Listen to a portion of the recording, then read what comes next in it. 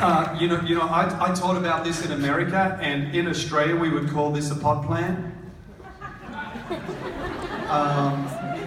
Some of you are slowly catching on to that, and I was in America and I was kind of teaching on this, and I said, hey, anyone got a pot plant at home? Because in Australia, that's like, is that true? It's a plant in a pot, it's a pot plant.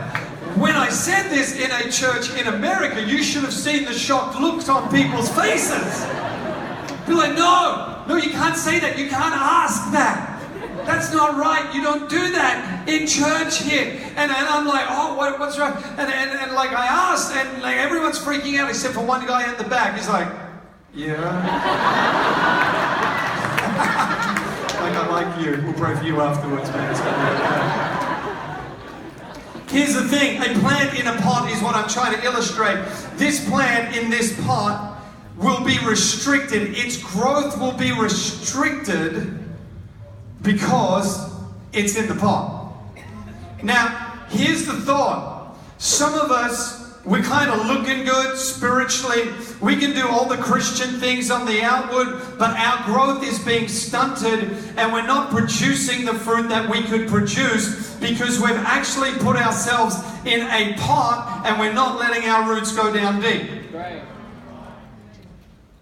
In fact, what happens is sometimes we have pot plant Christians and they sit in church and they're kind of looking the part, but then someone says something, the pastor does something happens, and they get offended and they say, that's it.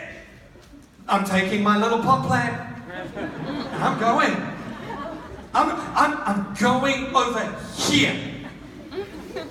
That's where I'm going to be. And they find another church. But they stay in the pot. And they look kind of spiritual. But they're not producing the fruit that they could. And in that place, something happens. Someone says something goes on, and they get offended. And so they pick up their little pot plant. I'm finding somewhere else now. And they put their little pot plant down. And they have a nice little spiritual time, but they're not producing any fruit because they're not allowing the roots to go down deep anywhere in their life, for their future, for their family. Come on, we got to make a choice. We're going to let the roots go down deep. We have too many Christians who get too easily offended. Can I tell you, there is no perfect church.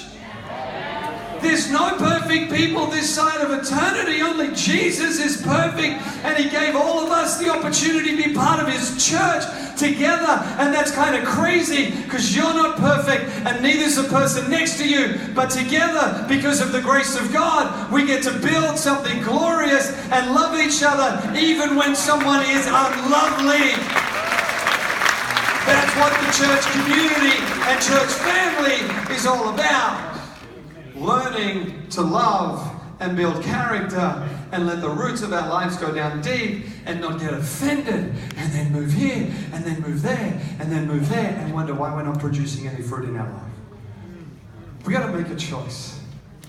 You got to make a choice that you're going to let the roots of your life go down deep and build into the church, whatever church you're a part of. Maybe you're here for conference and you're enjoying this, but whatever church family you're a part of, make a commitment that you are going to let the roots go down deep and you are not going to get easily offended and you're going to stick at it. You know what? I've been in the same church for over 30 years. I may have moved countries, but I stayed in the same church. Do you think I've had opportunity to get offended on occasion? Do you think I've had opportunity to get discouraged or to get frustrated? Let me tell you, there's plenty of opportunity for all of that in any church, but I made a decision that I'm going to let the roots go down deep. I'm not going to get offended, and I thank God that my family, we've made that choice together, and God is producing some fruit in our lives because we decided we're just sticking in this thing. See, the reality is what happens is that when you live like this, just in the pot plant scenario, you are easily susceptible for anything the enemy wants to throw at you. Because you have no strength to your root system. All he has to do is kind of give you a little kick. Oops. It went even worse than I thought it would. One little kick and what happens? The pot plant, I'm sorry to whoever has to clean this up. We also have these now. Take them home for my wife. We have... If you don't let the roots go down deep, this is what happens to you. You wonder why you kind of get kicked around everywhere. So you want to put up a picture of a tree with a root system. Looks a little different. I think if we've got that image there, we're going to put it up on the screen. Hopefully, maybe we don't have it. But just imagine a tree with a big root system. This is awesome. I went for a walk in one of the parks here in London, and you know, the size of some of the trees is amazing. In fact, the reality is that the root system of some of those trees is bigger than what you see out of the ground. And here's the thought, if I go up to one of those trees and kick it, who's gonna win? The tree will win. Why? Because its root system has gone down deep. It's not going anywhere. It could have a few attacks. It could go through a few seasons. It could go through some tough times, but it's not going anywhere. I like this thought. Christians should be like nails. The harder you get hit, the deeper you go. And the deeper you go, the stronger you get. Come on.